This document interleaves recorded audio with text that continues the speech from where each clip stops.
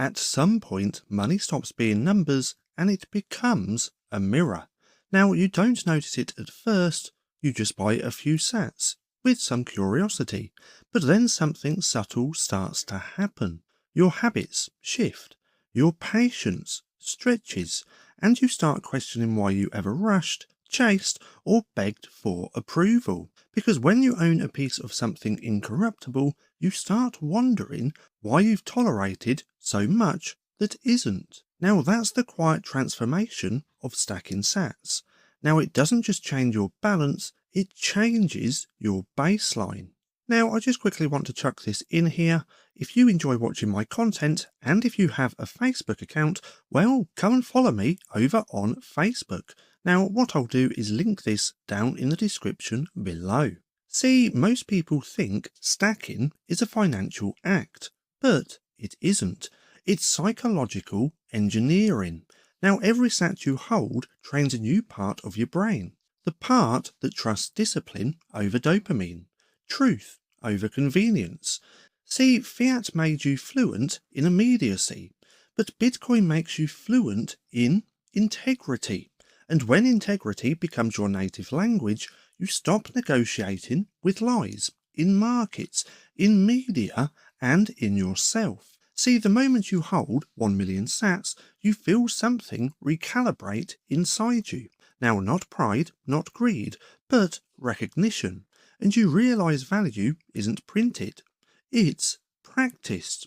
Now, every sat you own is proof you acted on truth before it was popular. And that changes how you value everything else, because you start grading decisions not by how fast they pay off, but by whether they'll still mean something in 10 years. See, there's a version of you before stacking, impatient, reactive, waiting for validation.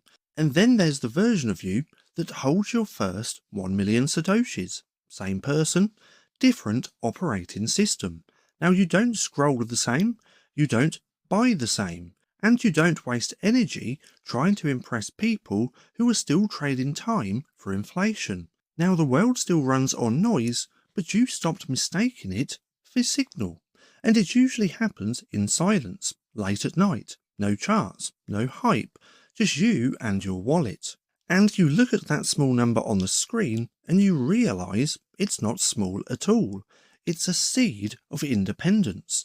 A symbol that says, I'm done renting my future. And you feel a calm you've never felt before, because for the first time, you're not betting against yourself. See, to hold 1 million satoshis is to hold yourself accountable, because you can't outsource it, you can't delegate it, and you can't call customer support if you forget who you are. Now that responsibility bleeds into everything. You start taking custody of your own choices, your attention, your relationships, and you become your own vault, not just for money, but for meaning. See, something else changes too.